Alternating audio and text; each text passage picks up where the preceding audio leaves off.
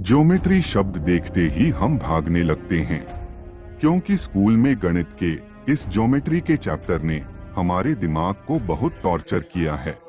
लेकिन यह टॉर्चर नहीं होता अगर हमें वैदिक तरीके से गणित और ज्योमेट्री सिखाया जाता। वैदिक काल में गुरु अपने शिष्य को इतनी प्रैक्टिकली गणित और भूमिति के नियम सिखाते थे कि विद्यार्थी दैनिक कार्य करते करते ही ज्योमेट्री सीख जाते थे। अगर वैदिक कालीन ज्योमेट्री अच्छी थी तो फिर हमें यह रट्टा लगाने वाली शिक्षा पद्धति में पाइथागोरस के प्रमेय और यूक्लिड के सिद्धांत क्यों सिखाए जाते हैं? क्यों कोई भारतीय गणितज्ञ का नाम मात्र भी हमारे पुस्तकों में नहीं देखने मिलता? कहते हैं ना कि घर का जोगी जोगता और पर गांव का सिद्ध महंत।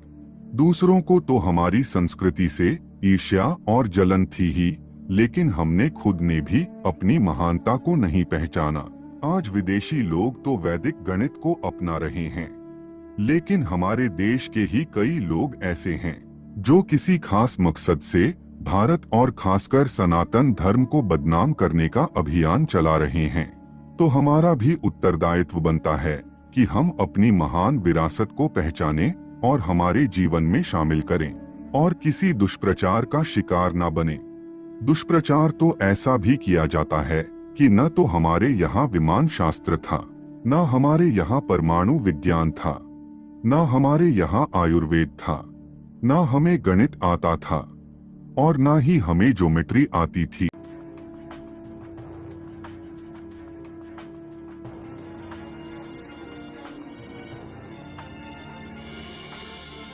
क्या ऐसी आकृतियां और ऐसे बड़े बड़े अद्भुत स्थापत्य बिना गणित के और बिना ज्योमेट्री के क्या संभव है? क्या इन्हें जादू से बनाया गया था?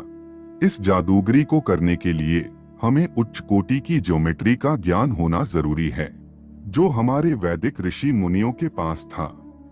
और ज्योमेट्री को शुल्बसूत्र कहा जाता था। वैदिक काल में ज्योमेट्री हमें कई क्षेत्रों में देखने मिलती है। इनमें से पहला है कल्पशास्त्र, यानी कि यज्ञ निर्माण कला, जिसमें हमें ज्योमेट्री मिलती है। दूसरा है ज्योतिष विज्ञान, इसमें भी हमें ज्योमेट्री देखने मिलती है। तीसरा है वास्तुशास्त्र और शिल्प शास्त्र, यह भी ज्योमेट्री से भरपूर है। और चौथा है श्री विद्या। यह श्री विद्या तंत्र का एक ऐसा प्रकार है जिसमें ज्योमेट्री का उपयोग कर यंत्रों का निर्माण किया जाता था। तो आइए जानते हैं कैसी थी वैदिक कालीन ज्योमेट्री। वैदिक काल में सिर्फ ऋषि मुनि ही नहीं, लेकिन ब्राह्मण, कलाकार और कारीगर भी ज्योमेट्री में निष्णांत थे। और इनकी यह विद्वत्ता हमें कल्पशास्त्र में देखने मिलती है। यह कल्पशास्त्र यज्ञ का विज्ञान है। इस कल्पशास्त्र के दो विभाग है। पहला है श्रोत सूत्र, जिसमें यज्ञ में बोले जाने वाले मंत्रों का दिशा निर्देश है, जो अनुष्ठान में बहुत उपयोगी है।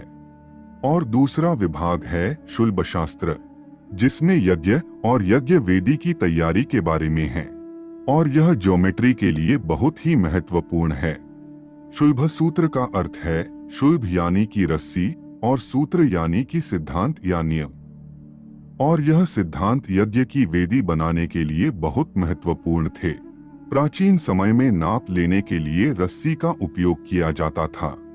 आज उस रस्सी ने आधुनिक रूप ले लिया तो वह बन गई मेजर टेप। अब हम आपको एक अग्निवेदी दिखाते हैं। इस अग्निवेदी में 3 वेदियां होती है, एक वर्गाकार, दूसरी वृत्ताकार और तीसरी अर्धवृत्ताकार। इस अग्निवेदी में सबसे दिलचस्प बात यह है कि इन यज्ञ कुंडों का आकार वर्गाकार, वृत्ताकार और अर्धवृत्ताकार है, लेकिन उनका क्षेत्रफल एक समान है। बिना भूमिति के ज्ञान के एक समान क्षेत्रफल वाले आकार नहीं बनाए जा सकते। क्या हमारे ऋषि मुनियों के पास ज्योमेट्री का कोई फार्मूला था जिसकी मदद से उन्होंने समान क्षेत्रफल वाले यज्ञ कुंड बनाए थे? हमारे ऋषियों के पास नाप लेने की एक खास इकाई थी, जिसे अंगुल कहा जाता था। जब तिल के 34 दानों को एक लाइन में रखा जाता था और जो लंबाई बनती थी, उसे एक अंगुल कहा जाता था। यह अंगुल ही माप लेने की स्टैंडर्ड इकाई थी। तो कई लोग कहेंगे कि यह कैसा माप है जो तिल के दानों से लिया जाता था। तो आपको जानकर हैरानी होगी कि जिसे हम इंच कहते हैं वह भी 1995 तक 1 इंच यानी पैर के अंगूठे की चौड़ाई जितना माप, और जिसे पूरा यूरोप मानता था उससे पहले इंच यानी जौ के 3 दाने जितनी लंबाई। तो अब आपको समझ में आया होगा कि इंच के मुकाबले अंगुल का माप कितना स्टैंडर्ड था, क्योंकि तिल के दाने एक समान होते हैं। अब हम समझते हैं कि प्राचीन भारतीय लोगों ने इन अग्निवेदी की रचना कैसे की। वैदिक काल में वर्ग यानी कि स्क्वायर कैसे बनाते थे। तो आप कहेंगे कि स्क्वायर बनाना तो आसान है, कोई भी बना लेगा, लेकिन स्क्वायर बनाना थोड़ा मुश्किल काम है अगर आपके पास भूमिति का ज्ञान नहीं है।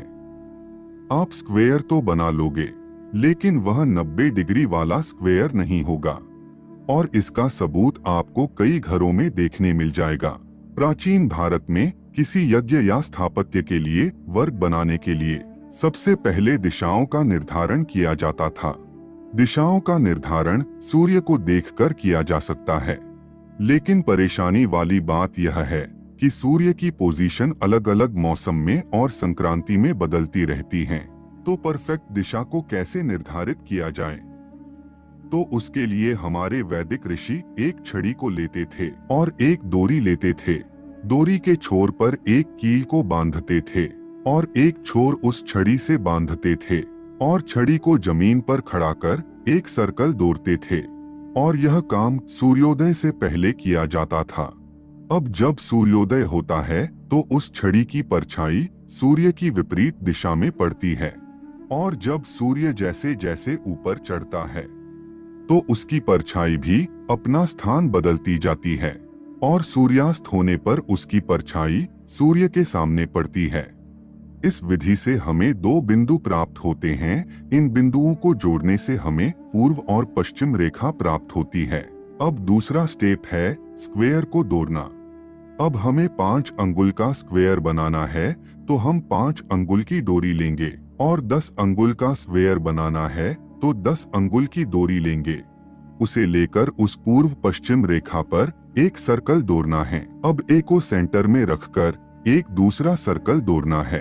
फिर ए और बी के लंबवत पहले सर्कल पर सेंटर बनाकर एक तीसरा सर्कल बनाना है। फिर बी को सेंटर में रखकर चौथा सर्कल बनाना है, और इसी प्रकार 5वां सर्कल भी बनाना है। अब हमें इन 4 सर्कल के जोड़ पर 4 बिंदु प्राप्त होते हैं, जिन्हें हम नाम दे देते हैं 1, 2, 3, 4, और इन बिंदुओं को रेखाओं से जोड़ने पर हमें एक परफेक्ट स्क्वायर का आकार मिलता है, जो सटीक दिशाओं के साथ अलाइन करता है, और इसमें जो कोने मिलेंगे वह परफेक्ट 90 डिग्री के होंगे। और इसी तरह वेदी और यज्ञ कुंड बनाए जाते थे। अब अग्नि वेदी में जो वर्गाकार यज्ञ कुंड होता है, उतना ही क्षेत्रफल उस वृत्ताकार यज्ञ कुंड का भी रखा जाता था। तो ऐसा कैसे किया जाता था वह हम जानते हैं। शुल्ब सूत्र की मदद से हमने वर्ग तो बना लिया, अब हमें उसी वर्ग के क्षेत्रफल जितना ही वृत्त को भी बनाना है। तो सबसे पहले हमें 1, 2, 3 और 4 बिंदुओं को जोड़ता हुआ एक वृत्त बनाना है। फिर हमें x और y का विस्तार करती हुई और o को चिन्हित करती हुई एक रेखा बनानी है। फिर x और y के बीच में 3 समान भाग करने हैं। अब हमें z को चिन्हित करना है। अब x, y 1/3 के रूप में है, इसीलिए y z 1/3 है पर z x 2/3 है। अब हमें o और z बिंदु के साथ एक सर्कल ड्रॉ करना है।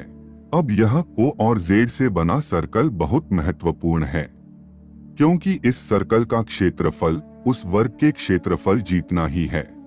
यह तो हुई वर्गाकार और वृत्ताकार की रचना, लेकिन शूल सूत्र में त्रिभुज, समलंब, चतुर्भुज, चतुष्कोण, षटकोण आदि भौमितिक आकारों को बनाने के सूत्र दिए गए हैं, और इन सूत्रों का उपयोग कर कई प्रकार के यज्ञ कुंडों का निर्माण छात्रों के पास करवाया जाता था, जिससे छात्र आसानी से ज्योमेट्री के नियम सीख जाते थे। यह यज्ञ कुंडों के साथ साथ यज्ञ वेदी भी बनाई जाती थी, जैसे कि शयनचित्ती, रथचक्रचित्ती, कूर्मचित्ती आदि।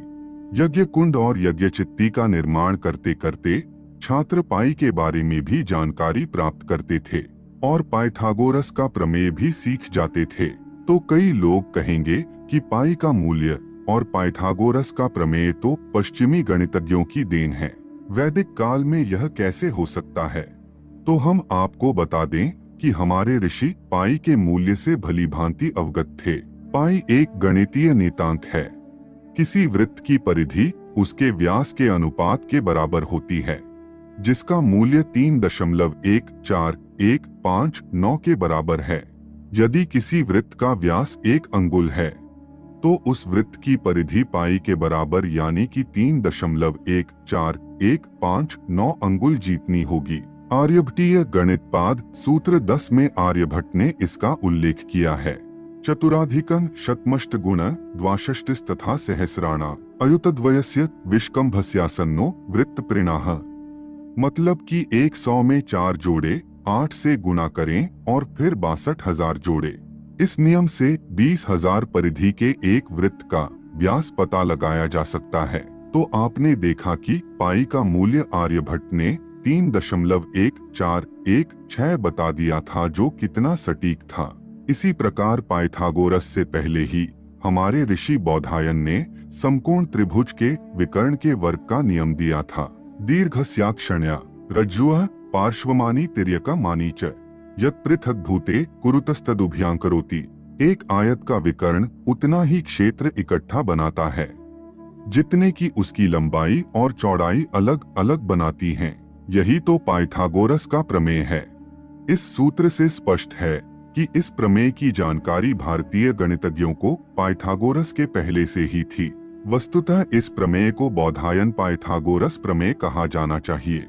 तो मित्रों, आपने देखा कि हमारे ऋषि मुनियों ने हजारों सालों पहले ही गणित और भूमिति के सिद्धांत दे दिए थे, लेकिन उनको इतनी प्रसिद्धि नहीं मिली जितनी कि पश्चिमी गणितज्ञों को मिली।